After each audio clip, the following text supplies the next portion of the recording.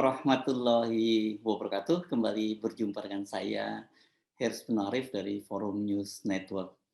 Operasi politik menunda pemilu dan memperpanjang masa jabatan Presiden Jokowi, kelihatannya sudah hampir dapat dipastikan game over ya, seperti yang dikatakan oleh atau seperti yang diprediksikan oleh Ketua Umum Partai Nasdem Surya Paloh. Namun ternyata upaya agar Jokowi tetap berada di tampuk kekuasaannya alias memperpanjang masa jabatannya ini eh, masih terus berlangsung. Berbagai cara dilakukan, pokoknya yang penting Jokowi itu masih menjadi presiden setelah tahun 2024. Anda pasti akan tersenyum-senyum sendiri dan merasa aneh bila mengetahui bahwa ternyata opsi agar Jokowi bisa memperpanjang masa jabatannya itu masih terus dilakukan dan caranya ini yang saya kira mungkin sangat menarik ya. Bagaimana caranya? Ya ini menghidupkan kembali opsi 3 periode. Ya Anda nggak salah dengar itu ya, sebuah opsi yang pernah ditolak sendiri oleh Jokowi. Nah, ini sekarang nih balik kucing lagi nih, mau coba dipakai cara ini. Apa boleh buat, memang hanya itu opsi yang bisa ditempuh bila ingin Jokowi terus menjabat dan bisa menyelesaikan berbagai proyek-proyek yang diharapkan menjadi legasinya, salah satunya adalah membangun ibu kota baru. Modus kembali ke opsi lama 3 periode ini operasinya berbeda dengan menunda politik, menunda pelaksanaan pemilu dan memperpanjang masa jabatannya. Bila sebelumnya yang diminta menyuarakan itu langsung adalah para ketua umum partai politik koalisi dengan dalih adanya aspirasi dari masyarakat, sekarang ini langsung masyarakatnya sendiri atau rakyat sendiri yang diminta untuk berbicara. Ini rakyat, ini kita mesti beri tanda petik ya, diminta untuk menyampaikan itu aspirasinya itu secara langsung, nggak perlu lagi lewat perantara ketua umum parpol.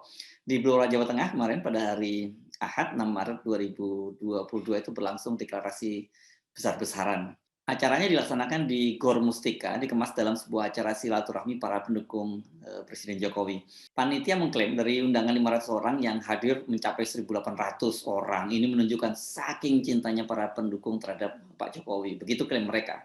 Para pendukung Jokowi ini tidak secara langsung menyatakan mendukung Jokowi untuk menjabat selama 3 periode. Mereka hanya menyatakan bahwa mereka mendukung penuh secara konsisten dan tegak lurus apapun kebijakan yang diambil Jokowi pada tahun 2024. Sebenarnya pola serupa ini juga sudah pernah dilakukan oleh relawan di Cirebon pada tanggal 6 Februari 2022 atau sebulan yang lalu ya. Mereka pada waktu itu membuat tagline 2024 gandeng renteng ikut Pak Jokowi. Ini dua-dua kegiatan ini meskipun kita tahu maksudnya tapi memang tidak dinyatakan secara jelas gitu. Nah, berbeda dengan relawan yang tidak secara terbuka menyatakan mendukung 3 periode, walaupun maksudnya seperti kita bisa pahami, sejak hari Sabtu kemarin, itu Sabtu tanggal berapa ya? Tanggal 5 Maret ya? Setelah Jokowi bersuara tidak bisa melarang wacana penundaan pemilu dan menyatakan bahwa dia tunduk, taat, dan patuh pada konstitusi, itu mulai berlangsung kampanye masif melalui baliho dan spanduk mendukung Jokowi 3 periode di berbagai kota di Indonesia. Jadi kelihatannya kemarin meskipun Pak Jokowi masih memberikan pernyataan yang mendua, yang menyatakan bahwa dia tunduk dan taat dan patuh pada konstitusi, tetapi dia menyatakan tidak bisa melarang wacana penundaan pemilu ini. Seperti saya katakan kan bahwa dia tunduk dan patuh pada konstitusi ini pun juga bisa diartikan kalau kemudian konstitusinya diubah, kan Jokowi juga harus tunduk dan patuh pada konstitusi yang diubah itu. Jadi memang sikap Jokowi dalam hal ini tidak tegas menyatakan bahwa dia menolak opsi penundaan pemilu, agak berbeda dengan kalau soal mengubah aturan dari 2 periode ke 3 periode. Kalau Anda membaca media atau kebetulan Anda berada di kota-kota yang digunakan oleh para relawan Pak Jokowi untuk berkampanye ini, Anda bisa melihat betapa masifnya kampanye ini melalui baliho dan spanduk yang langsung jelas tegas mendukung Jokowi 3 periode itu di berbagai kota di Indonesia. Ini di Dumai dengan Pekanbaru bertebaran spanduk dan baliho semacam ini. Di simpang SKA Jalan Tuanku Tambusai Soekarno Hatta Pekanbaru terpampang baliho besar foto Jokowi disertai dengan tulisan Harapan Rakyat Indonesia 2024 bersama Jokowi. Di beberapa titik kota juga muncul spanduk dengan kalimat yang lebih lugas. Ini spanduk ya, rakyat butuh presiden yang kerja nyata. Ayo dukung Jokowi 3 periode, suarakan aspirasi rakyat. Itu disertai dengan foto Pak Jokowi. Di beberapa kota di Indonesia juga muncul spanduk yang cukup masif mendukung Jokowi 3 periode. Spanduk-spanduk ini agak berbeda karena mencantumkan nama Kobar, ini koalisi bersama rakyat yang menjadi penanggung jawab dari spanduk-spanduk ini. Di Tanah Toraja sejak tanggal 5 Maret kemarin, hari Sabtu terpasang spanduk rakyat mendesak MPR lakukan amandemen Undang-Undang Dasar 45 untuk ubah masa jabatan presiden. Jokowi harus presiden lagi. Spanduk yang sama juga bertebaran di kota-kota di Kota Makassar, ini juga masih di Sulawesi Selatan, dan juga di Kota Semarang nih. Ya. Nah, siapa sebenarnya Kobar ini? Kalau kita telusuri dari pemberitaan media, Kobar ini pernah mendeklarasikan kesetiaan pada Jokowi pada tanggal 18 Februari 2022 di Jakarta. Salah satu deklaratornya bernama Mohtar Ansori Atijani, sebuah nama yang saya kira ini cukup asing ya di kalangan aktivis, nggak banyak yang kenal siapa nama ini. Pada waktu itu Mohtar mengklaim mereka tidak bicara soal 2024. Kami bicara di sini bersama Pak Jokowi sampai 2024, mengawal pemerintahan Jokowi, mengawal program-program Jokowi sampai 2024. Nah sekarang mereka ternyata sudah terbuka mendorong dilakukan sidang umum MPR, mengubah pembatasan masa jabatan presiden dari 2 periode menjadi 3 periode. Opsi dihidupkannya kembali operasi politik menjadikan Jokowi sebagai presiden ini sesungguhnya sudah disuarakan oleh PSI ya. Pada hari Kamis 3 Maret lalu itu Sekjen PSI Dia Tungga Esti membuat sebuah press release. Partainya menolak penundaan pemilu, tetapi mereka mendukung jika Jokowi menjadi diusung kembali atau diperkenankan kembali untuk menjadi presiden selama 3 periode. Namun pada waktu itu pernyataan Sekjen PSI ini nggak terlalu menarik perhatian publik. Ya, karena pada saat itu kan publik lebih dihebohkan oleh pernyataan Ketua Umum PKB Muhaimin Iskandar, Ketua Umum Ketua Umum Partai Golkar Erlangga Hartarto dan Ketua Umum Partai Amanat Nasional Zulkifli Hasan yang meminta penundaan pemilu. Dan seperti biasa, ya kalau di media sosial apapun yang dilakukan oleh PSI ini dianggap lucu-lucuan dan kemudian jadi korban bulian. Banyak yang menganggap aneh saja ya mengapa PSI yang selalu mengklaim menjadi pengagum dan pendukung berat Jokowi menyuarakan hal berbeda dengan agenda-agenda partai pemerintah, partai-partai pengusung pemerintah.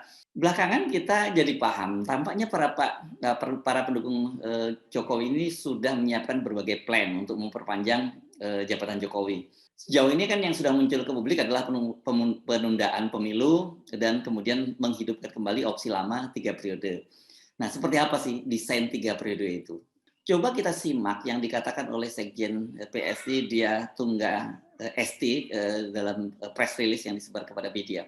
Caranya sebenarnya tetap dengan melakukan amandemen pembatasan masa jabatan dari 2 periode menjadi 3 periode. Ini pilihan yang adil, nanti tidak hanya Pak Jokowi, tapi Pak SBY bisa ikut berlaga kembali. Begitu juga dengan Pak Yusuf Kala bisa ikut berkompetisi sebagai kandidat calon wapres melalui mekanisme pemilu yang jujur dan adil serta transparan di tahun 2024.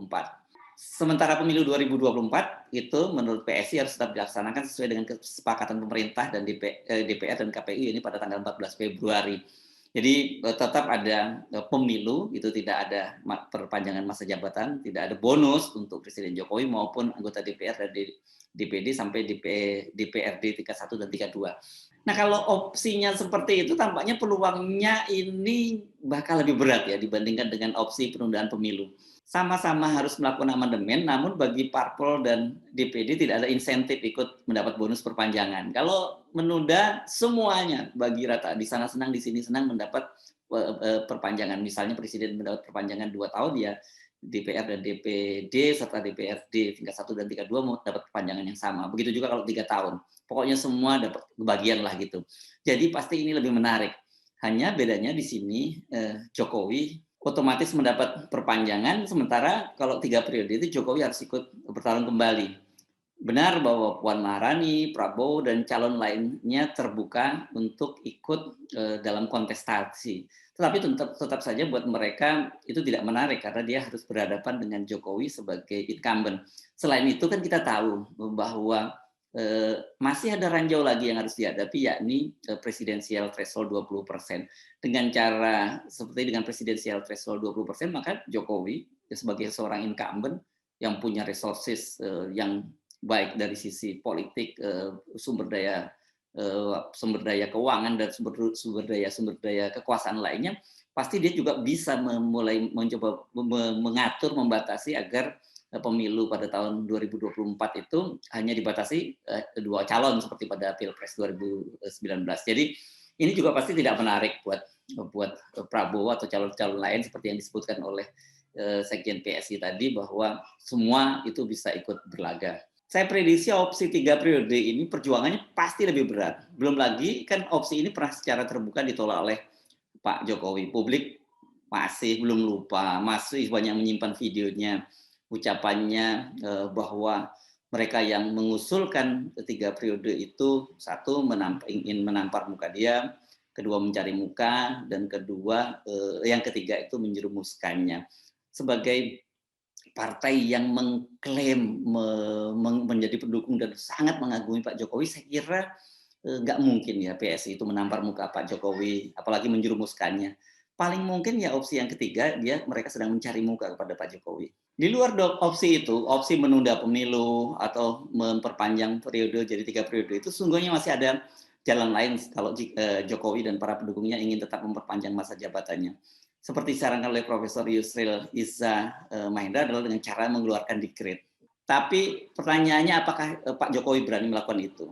Kata kuncinya untuk melakukan dekret itu harus mendapat dukungan politik yang kuat, termasuk dari parpol-parpol dan juga dari TNI dan Polri.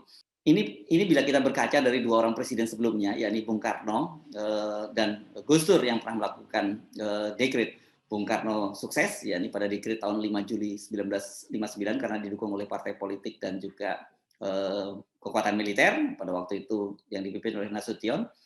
Dan pada masa Gus Dur ini terjadi pada 23 Juli 2001. Gus Dur gagal karena tidak didukung oleh parpol dan juga oleh TNI. Dan seperti kita ketahui kemudian Gus Dur turun di tengah jalan dan dia digantikan oleh Megawati. Bagaimana faktanya sekarang? Kalau kita melihat pada opsi perpanjangan masa jabatan, partai-partai politik pendukung pemerintah itu mayoritas menolak penundaan pemilu. Dan Jokowi tampaknya mulai mempertanyakan juga ini dukungan dari TNI Polri terhadap berbagai kebijakannya. Hal itu kan setidaknya tercermin pada saat dia mengingatkan bahwa dalam TNI tidak ada demokrasi. Ini pada saat dia memberikan pengarahan pada Rapim TNI Polri beberapa waktu yang lalu. Dan rupanya Jokowi sudah mulai paranoid dengan mengintip gitu WhatsApp group dari anggota TNI dan juga para keluarganya.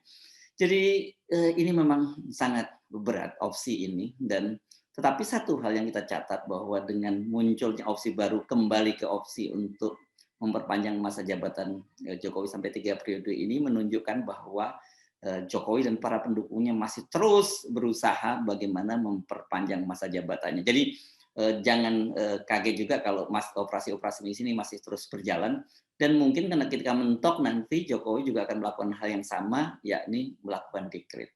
Saya Arif dari Forum News Network. Wassalamualaikum warahmatullahi